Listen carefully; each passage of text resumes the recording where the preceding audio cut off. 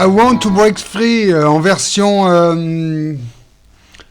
des peuples premiers du Grand Nord canadien. Je ne connais pas le nom de, de ces gens qui ont l'air à la fois isolés et formidables. Ellie Sapi, la chanteuse. Moi, je suis, depuis que j'attends le train à la gare, et puis après en cheminant un peu par le train, et puis en vélo jusqu'ici, à revenir chez moi après un après-midi de discussion avec un ami au café, et puis de micro-diffusion, de publicité, de promo, comme si j'allais tweeter, poster mes liens en ville. Alors j'en ai posté une bonne quinzaine, disséminés sur des garde-corps en bord de Loire, dans les points de passage, comme des petits billets qui volent un peu au vent pour certains, d'autres scotchés sur des poteaux ou des dessus d'accroche vélo. Et bien après ça, je reviens avec en idée, en tête, de faire un point spécial sur bifurquer, parce que je suis en train d'écrire là, dans la partie manifeste, le texte court dit à la première personne du pluriel, où j'utilise le nous, comme un truc engagé, fort, qui balance et qui engage, donc le manifeste. J'en suis après avoir commencé un peu avec les imaginaires, j'en suis à bifurquer. Alors, qu'est-ce que c'est bifurquer ? Il faut expliquer pourquoi, d'abord, le chemin actuel est mauvais. Donc, c'est ce que je décris avec des contre-exemples, comme j'ai mis le Puy du Fou, le Vendée Globe. Qu'est-ce qui nous déplaît ? Ça aurait pu être un point sur le Hellfest aussi, sur de la musique métal, mais avec un niveau tel pour l'ampleur de la structure du festival qui a un côté industriel et grande distribution, si vous voulez, par l'ampleur. Il y a tout un tas de choses à démonter. J'ai démonté le rapport au logement, à l'immobilier, en disant qu'il fallait nous libérer des respirations, pas des marges de manœuvre, mais que le logement nous prenne moins de moyens dans nos vies. Peut-être qu'on puisse vivre plus simplement, avec moins de rénovation, mais plus de temps pour faire autre chose que de payer le logement ou de le rénover soi-même. Il y avait donc tout un tas de problèmes à balayer avant de dire vers quoi on peut aller. Bifurquer, c'est donc d'abord constater que la route est mauvaise. Donc moi, c'est la route du toujours plus, et le chemin, c'est ce que je répète, et que je vais encore répéter dans le texte, nous devons arrêter de construire. Dans plusieurs dimensions, mais nous devons prendre le temps de nous poser avant de bifurquer. Là, la bifurcation écologique proposée, par exemple, dans le projet municipal, même métropolitain, par l'équipe de socialistes, socialistes et écolos, avec quelque autre coloration dans l'alliance, c'est de bifurquer chemin faisant. On est lancé ensemble et on bifurque, mais sans, même s'il y a tout un tas de temps et de propositions participatives, sans véritablement marquer le stop, marquer l'arrêt. À un moment, il faudrait que nous puissions,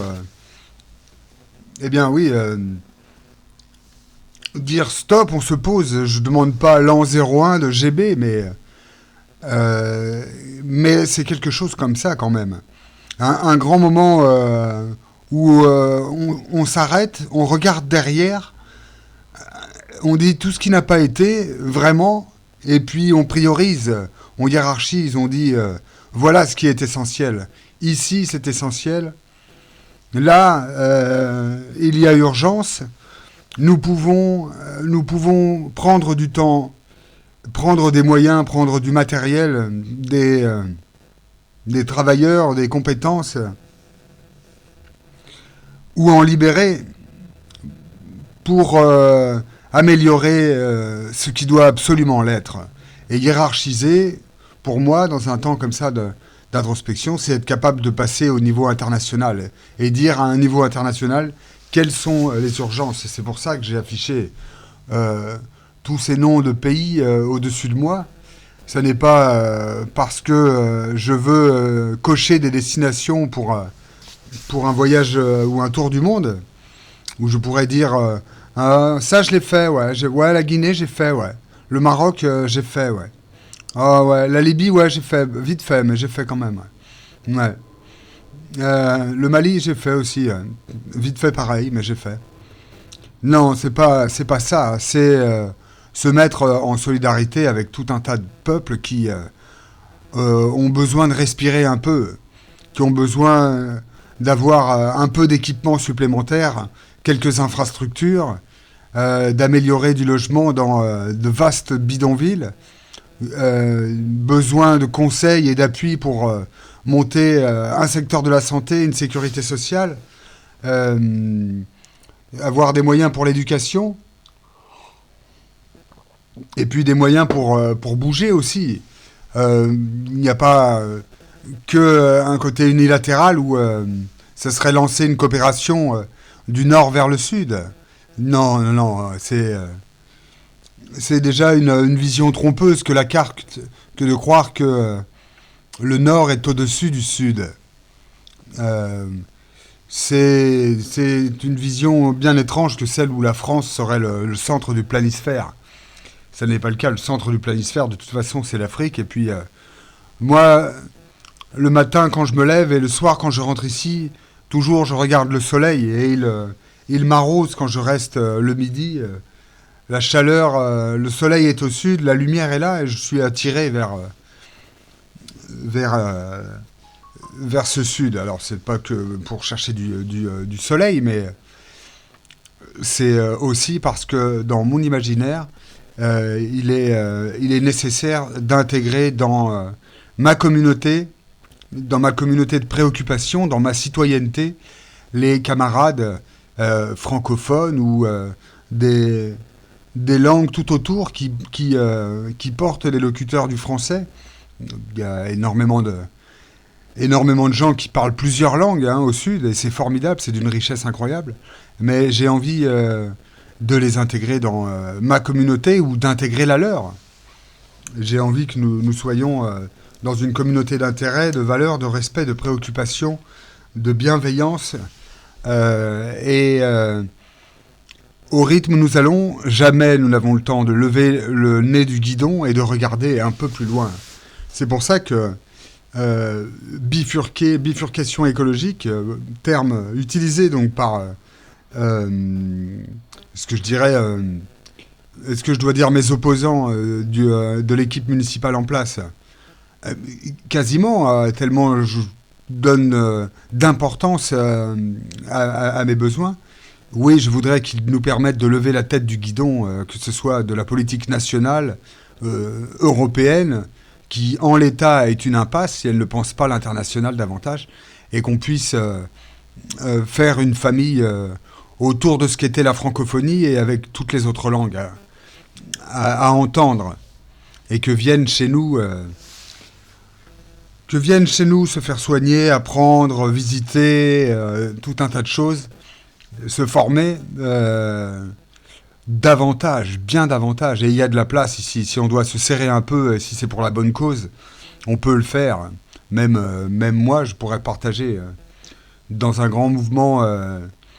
Ça serait pénible, mais non, il faudrait que je trouve un prétexte pour pas partager. Il faudrait que je sois en couple. Oh là là. Non, mais il y aurait une incitation ou une contrainte. Si vous êtes seul dans votre logement, on vous force à vous mettre en colocation, ou sinon on vous aide à vous mettre en couple. C'est l'État qui aide. C'est l'État. Ah, je préfère que ce soit la commune encore. Enfin, quand je dis la commune, merde. Ah, je dois prendre une femme de la commune où j'habite. Ah, mais il n'y en a pas beaucoup de célibataires. Non, mais c'est-à-dire que je suis dans une petite commune. Peu importe. L'idée, c'était de se dire un grand stop. Et c'est pas mettre au chômage les gens de la construction, du BTP, pour moi, que de dire on marque l'arrêt, on arrête un peu les grands projets, mais c'est se dire qu'il est possible de chambouler nos manières. Moi, dans mon parcours de vie, j'ai eu des accidents de vie à cause de la maladie et j'ai changé de braquet plusieurs fois. De la vie en coloc à la vie seule, du petit appartement, somme toute, pas confortable, mais pratique, en centre-ville, avec un petit bout d'atelier en bas qu'on me laissait. C'était génial. Et puis après, je suis tombé à le minable petit studio où on n'ose pas inviter qui que ce soit, à plus de 30 ans, à 35 ans et quelques. Euh, mais on s'adapte et on est toujours capable d'aller de l'avant. Enfin, moi, je l'ai été. J'espère que c'est le cas pour beaucoup. Et moi, je crois qu'il y a une souplesse et on peut changer nos manières de faire. Je rêve que les gens du BTP, et il y a beaucoup de travailleurs qui sont issus des pays, des anciennes colonies, du monde francophone, de Noirs, d'Afrique noire ou de Maghrébins ou d'ailleurs encore, qui travaillent dans la construction. Et je suis sûr que bien des fois, ils se sont dit, ah, au pays avec ce matériel-là, j'en referai des routes aussi. J'en construirai un pont là où il en manque aussi. Mais c'est toujours ici qu'on construit. Encore, encore et encore. Tiens, on est encore à refaire le périphérique. Tiens, on est encore à repercer les tranchées pour les canalisations du centre-ville. Tiens, on modifie encore les voies du tramway. Tiens, on a refait le rond-point. Tiens, un nouveau parc avec des bancs. Oh, c'est bien agencé. Oui, c'est normal, c'est la bifurcation écologique. Mais elle se fait dans les logiques du BTP, dans la continuité, en gardant des plans de charge bien remplis, en s'intégrant, en fournissant du volume ou de l'activité, du volume de chantier pour soutenir la construction. Encore chez nous, la puissance publique est importante. Là, on nous annonce 130 millions d'investissements pour la commune de Nantes. J'aimerais j'aimerais savoir quels sont encore les chantiers qui se lancent et de dire, pour un temps, nous pourrions poser 5 ans, 10 ans, à ralentir ici, à maintenir l'existant, l'essentiel, à permettre le fonctionnement comme il est, mais à prêter du matériel et à prêter nos chantiers, nos dessinateurs comme nos conducteurs de bennes, si vous voulez, de pelles ou de tombereaux, et qui ait des voyages pour travailler. Moi, j'imagine le formidable cortège qui descendent sur des bateaux ou quoi, avec du matériel. Et puis, on refait une ligne de chemin de fer, peut-être en mode différente, mais plus légère, s'il faut tout reprendre. Mais on dessine et on avance avec les volontés et les dessins des pays du Sud, qui eux aussi pourraient modifier les pays du Nord. À dire voilà comment nous faisons pour la voiture, voilà comment nous faisons du transport collectif. Il y a beaucoup d'informels, il y a des petits véhicules, il y a des motos, mais ça circule et ça vit quand même. On pourrait nous donner des conseils pour comment s'occuper de nos vieux, comment vivre un peu plus dans le collectif s'il fallait se serrer. On aurait tellement de choses à apprendre. De cultures, je dirais pas différentes, mais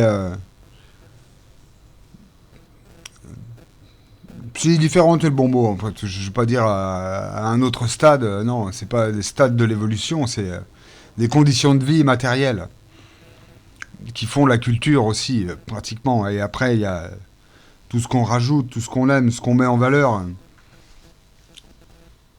Mais on aurait beaucoup à apprendre à faire venir du monde, et en tout cas dans une autre optique, avec davantage d'échanges et de discussions. Et puis à nous aller aussi au sud, non pas seulement donner un coup de main, rencontrer d'abord. Et chemin faisant, dans cette bifurcation, vers la constitution d'une communauté humaine solidaire, nous trouverons les bonnes questions à nous poser et puis les bonnes réponses. Nous les avons toutes. Il y a tout le matos sur Terre. Et il faut se rendre compte qu'ici, il y a beaucoup trop de matos. Moi-même, j'ai beaucoup trop de matos, de matériel de chantier par exemple, qui mériterait d'être utilisé et je n'ai toujours pas trouvé où l'engager, mon matériel. Au-delà de dans mes petites créations qui ne nécessitent pas tant de matériel. Alors,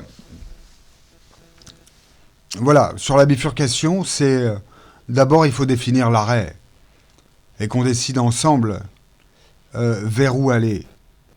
Si c'est le politique qui décide de la bifurcation, alors c'est en continuant d'avancer sur la même lignée et on choisit une option légèrement différente.